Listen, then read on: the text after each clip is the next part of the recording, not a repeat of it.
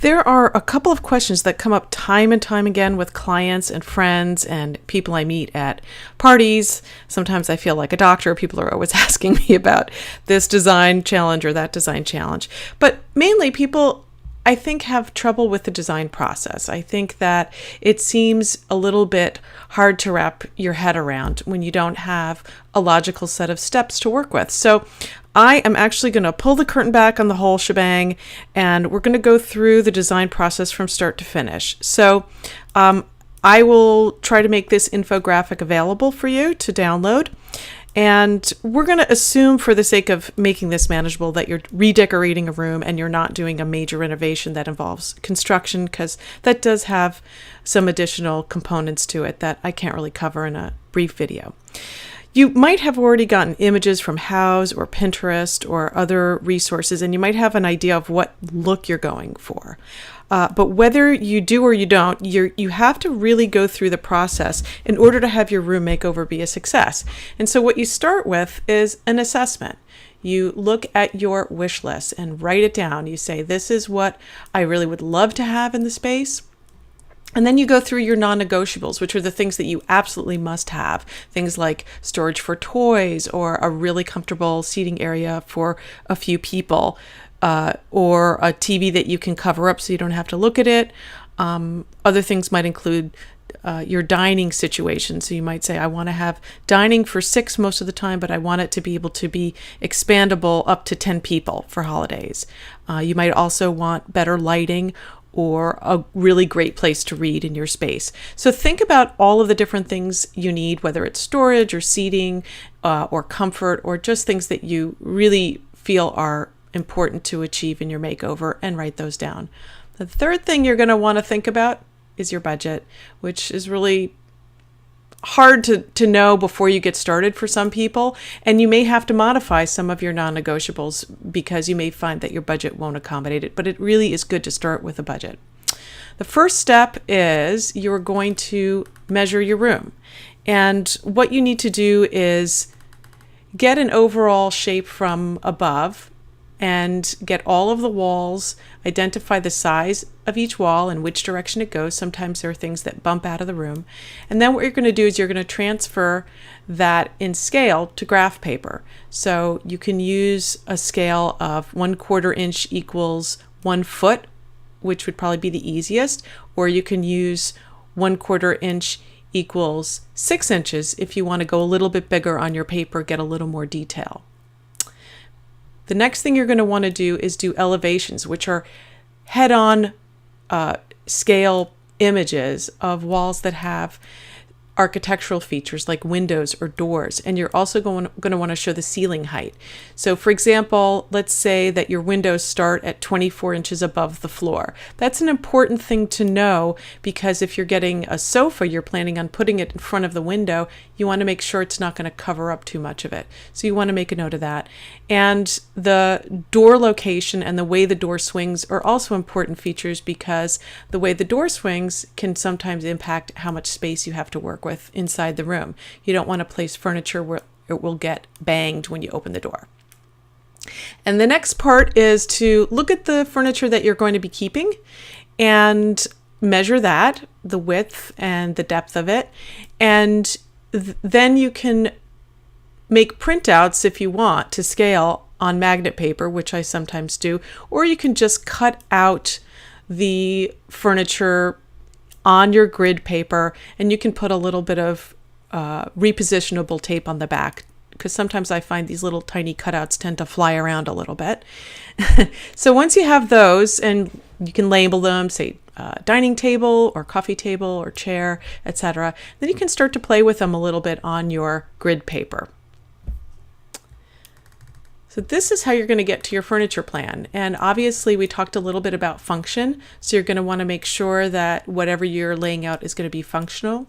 And you want to think about the traffic patterns, the way people get from one room to another, and also the way people get to your seating area. For example, you don't want to close off your seating area with too many chairs and tables. You want to make sure people can get in.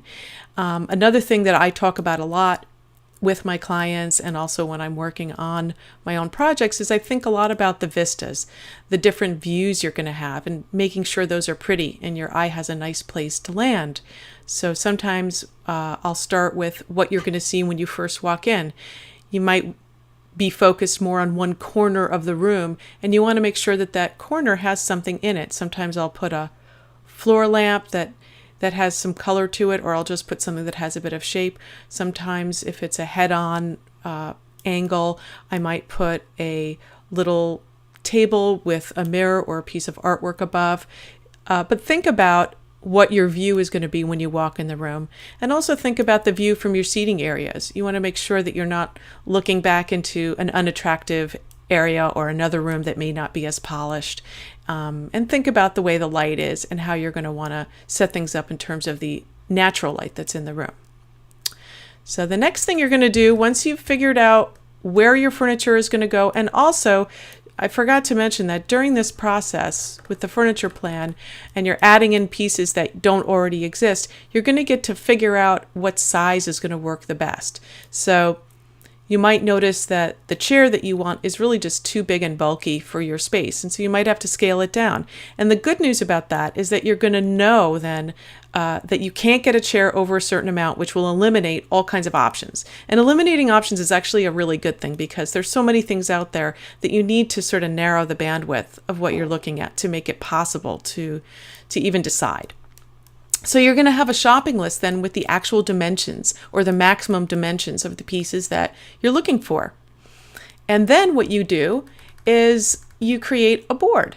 And the board can include some of your inspiration pictures. It can include a photo of the actual space, so you have a constant reference, and also the pictures of the furniture you're thinking about buying, which you can pull off the internet. You can make screenshots. Now, the board doesn't have to be a physical board, but it can be. It can be a bulletin board. It can be a Pinterest board online. It can be a document that you create in whatever program you're comfortable with, whether it's PowerPoint or a word processing program. But it's good to get everything next to each other. And you'll be amazed at how many decisions you can make in terms of editing things out when you start to actually see things juxtaposed next to each other. You'll find that even if you're not a designer or you don't feel like you have a fantastic design sense, that things will start to look right. It's kind of like one of these things is not like the other. You'll start to see what doesn't fit well. So you want to edit this board until it starts to look cohesive. And then you're ready to go shopping. But not before you work out some of your color palette. And this is where picking a rug first can really help. If you're planning on purchasing a new rug and you want that rug to have a little bit of color to it, then it's great to get that rug first. Even purchase it so it's in your house first. Why? Because you're going to be pulling the accent colors and the upholstery colors out from the colors that are already in the rug. If you're planning on getting something that's more neutral, it's not quite as critical. But if you want to get something that does have color in it, or you want to use an existing piece that has color, use that as a starting point for your color palette. A lot of people ask, don't I need to paint the walls first? And actually, if you've ever looked at a fan deck or gone into a paint store, you'll see how many thousands of colors there are. So you actually don't need to pick the color first. It's actually almost easier to do it as one of the last things that you do, the color for the walls. So now that you've got everything ready to go, you're going to shop and finalize. And I live in New York and we don't have huge stores. So even our big retailers don't have a lot of floor space. So they don't have every single piece of furniture out on the floor for you to look at and sit in. So I always call first and make sure that they have the specific piece I want to view out on their showroom floor. The other thing that's important, and I tell this to my clients all the time, is go with your list and don't get distracted. Don't start window shopping until you've really looked at those 3 or 4 sofas or chairs that you came to see, because otherwise you'll just get burnt out and you won't be able to evaluate things as well. It's like how I feel sometimes when I go to a museum. I'm really engaged for about the first 45 minutes. And then if I try to push it much beyond that, I have to really work hard to stay focused. So make sure you prioritize. Another thing is when you do go to the store, make sure you get fabric samples of any of the pieces that you are interested in. You'll find that some of them come in stock fabrics, and you can also explore other options. Sometimes the price goes up a lot, so you may want to check. But if you see a fabric you really like, get samples of it, find out what the cleanability is, if that's something that's important. And then when you bring them home, you can actually test them. Like sometimes with people who have kids, I'll say, put some milk on it, let it dry, put peanut butter on it, put red wine on it. I mean, not for the kids, but for the adults, and see how it cleans. And that way you'll be able to pick one fabric over another if you're having a hard time deciding. So you'll bring home your samples of upholstery.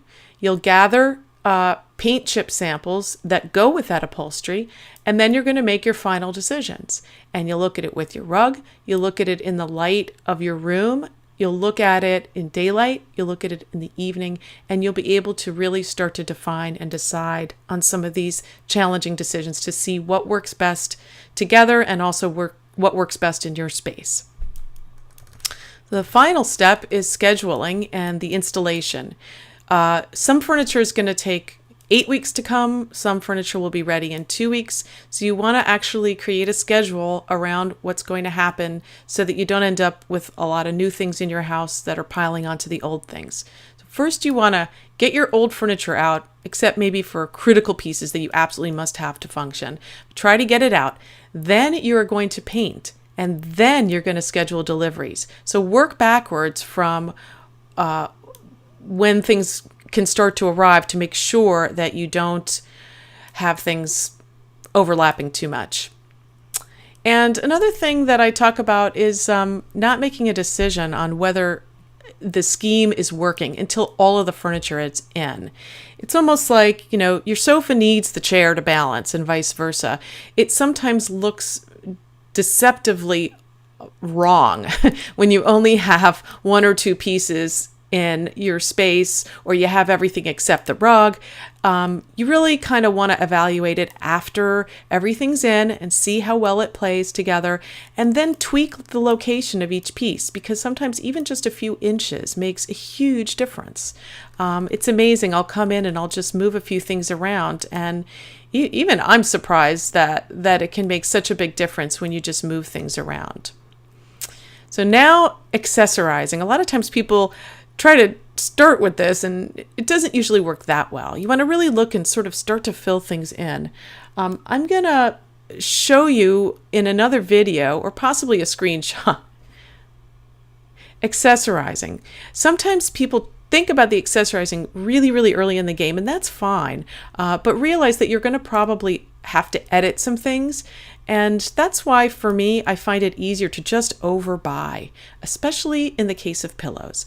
I am not hugely talented with pillows, so I need to work a little harder on getting more options in and seeing how they work and look together before I can make a decision. So you might just have to bite the bullet, buy extras, and then return the ones that don't work.